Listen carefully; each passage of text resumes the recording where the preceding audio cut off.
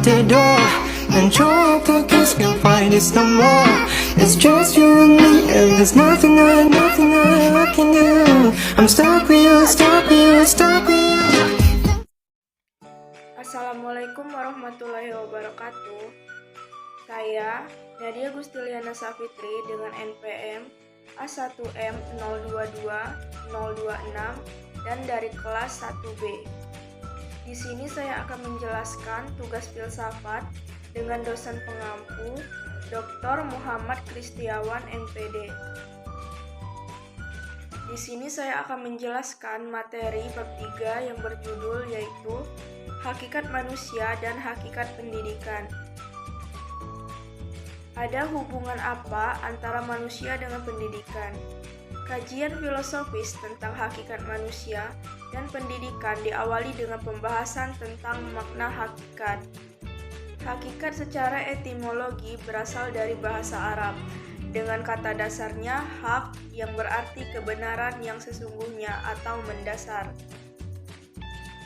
Hakikat manusia ditinjau dari sifat-sifat hakiki yang menjadi karakteristik manusia yang membedakannya dari makhluk lainnya, sehingga dapat dilaksanakan strategi yang tepat dalam pendidikan. Pendidikan merupakan suatu kegiatan yang universal dalam kehidupan manusia.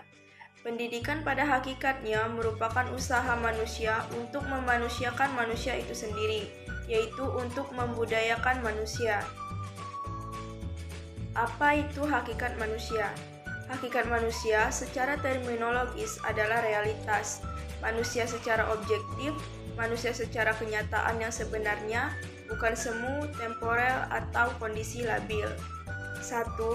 Hakikat manusia berdasarkan beberapa pandangan. A. Pandangan aliran serba zat, bahwa yang sungguh-sungguh ada itu hanyalah zat atau materi. B. Pandangan aliran serba ruh, hakikat manusia adalah ruh. Selain itu, ada beberapa pandangan ilmuwan barat tentang hakikat manusia. A. Pandangan psikoanalitik dari Sigmund Freud. Secara hakiki, kepribadian manusia terdiri dari 3 komponen, yaitu id, ego, dan superego. B. Pandangan humanistik. Menurut Roger Hansen, Aldrich, dan Martin Buber, human berarti manusia, yaitu memahami secara hakiki keberadaan manusia dan dari manusia berdasarkan rasio atau pemikiran manusia. C. Pandangan behavioristik menyatakan bahwa manusia ditentukan oleh pengaruh lingkungan yang dialami oleh individu yang bersangkutan. 2. Sifat dan hakikat manusia. Sifat hakikat manusia dapat diartikan sebagai ciri-ciri, karakteristik yang dapat membedakan manusia dengan hewan secara prinsipil, terdiri dari A. Kemampuan menyadari diri. B. Kemampuan bereksistensi. C. Kata hati. D. Moral. E. Kemampuan bertanggung jawab. F. Rasa kebebasan. G. Kewajiban dan hak. Dan H. Kemampuan menghayati kebahagiaan. 3. Pandangan Islam tentang hakikat manusia. A. Hakikat manusia sebagai makhluk ciptaan Allah, Tuhan sebagai pencipta disebut Khalik, dan selain dari Tuhan dinamakan makhluk. Idealnya, setiap makhluk harus patuh, bertingkah laku sesuai dengan aturan yang ditetapkan penciptanya. 1. Manusia makhluk Allah yang terdiri dari jasad dan ruh. 2. Manusia adalah makhluk Allah yang paling potensial. 3. Manusia adalah puncak ciptaan dan makhluk Allah yang tertinggi.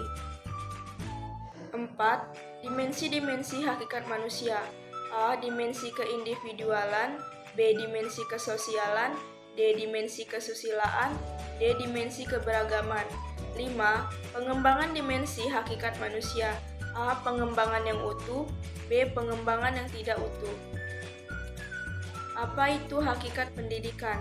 Pengertian pendidikan, sasaran pendidikan adalah manusia yang mengandung banyak aspek dan sifatnya sangat kompleks. Batasan yang diberikan para ahli beraneka ragam karena orientasi, konsep dasar yang digunakan, aspek yang menjadi tekanan atau falsafah yang mendasarinya juga berbeda.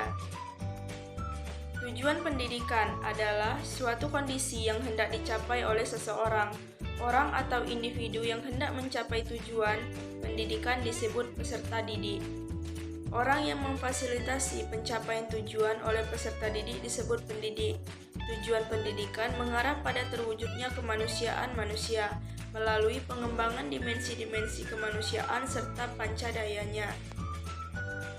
Bagaimana hubungan hakikat manusia dengan hakikat pendidikan? 1. Pandangan humanistik. Pandangan humanistik menekankan kebebasan personal, pilihan, kepekaan, dan tanggung jawab personal. Pandangan humanistik juga memfokuskan pada prestasi, motivasi, perasaan, tindakan, dan kebutuhan. Yang kedua, yaitu pandangan behavioristik. Behavioristik didasarkan pada prinsip bahwa perilaku manusia yang diinginkan merupakan produk desain, bukannya kebetulan. Menurut paham ini, manusia memiliki suatu keinginan yang bebas.